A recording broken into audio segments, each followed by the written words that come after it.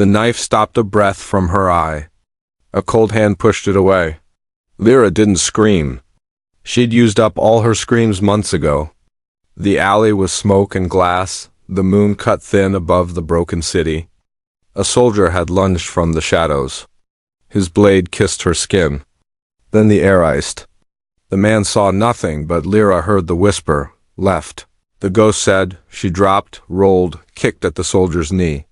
The blade clanged wide. She ran. Boots thundered behind her. Drones hummed above like metal hornets. The ghost's hand never touched her, but the cold guided her steps.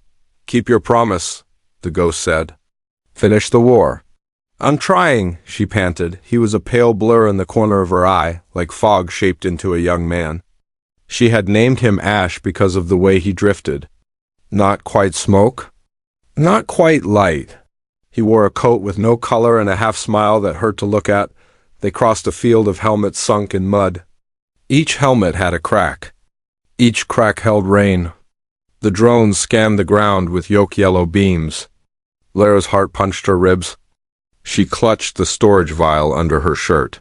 The one the rebels called the Crown Key. The city's core tower rose ahead, chalk white and humming. Inside it, the Crown engine ate lives. It turned dead soldiers into signals. It fed the drones.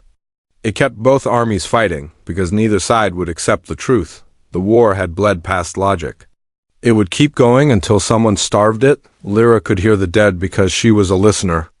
The old stories said a listener would seal the war. But stories were kind until the day they asked for blood. A drone dipped low. Ash flared, bright as frost. "Down!" She slid under a broken truck as the beam seared the grass. The air smelled of burned pennies. The soldier who had chased her stumbled, shouting for backup. Two more shadows cut across the lane. "Shortcut," Ash said, and his voice was near her ear, warm and wrong. "Through the canteen. Use the back stair." "I don't know that stair." "You will." She didn't ask what he meant. In this ruined city, questions were booby traps. She moved. The canteen door groaned. Inside, long tables lay cracked and charred. A mural on the wall showed a child holding two flags.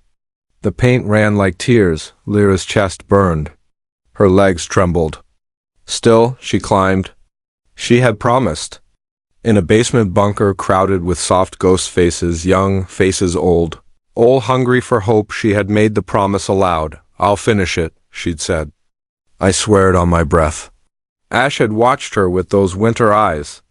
"After," he had asked, "will you rest me?" She hadn't answered then. There was a rule: never answer a ghost's third question. It bound you deeper than an oath. Now the back stair coughed her out onto a catwalk. Heat rose from the white tower in heavy waves. The Crown engine throbbed inside like a slow heart. Workers had fled weeks ago. Only soldiers and machines remained. Far below, the city was a chessboard of rubble. Ash hovered close. "You're close. How do you know any of this?" She whispered. He faced her. For the first time, his features sharpened. Hair cut short. A small notch on his left ear. A thin scar above his lip. Lyra froze. She had those marks. The ear notch from a fall on the river pier. The lip scar from a rooftop dare. "You're—" Her mouth dried. "You look like me?" Ash didn't answer. He lifted a ghost hand to his cheek as if confused and almost laughed. Then he looked at the door ahead. "The circuit room's through there. Don't let the sight break you." She pushed the door and stepped into humming blue light.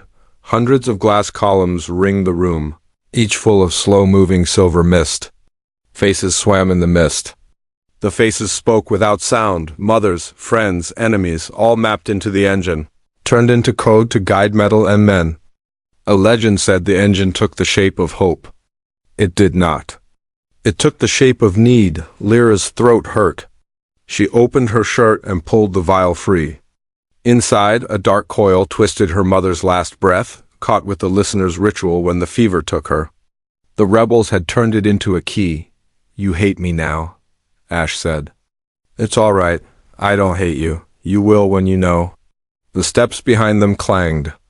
The soldier from the alley had friends, 3, maybe 4.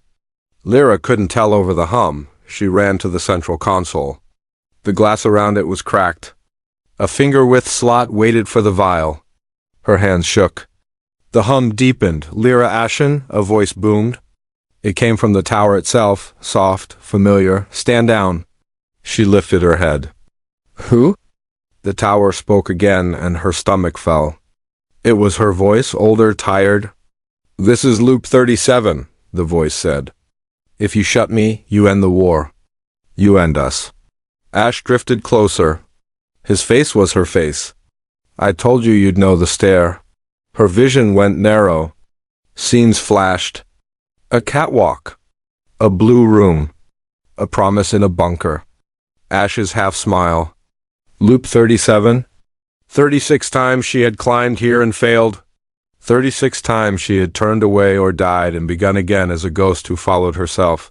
You're me, she whispered. Almost, he said. I'm what's left when you turn back. I got stuck.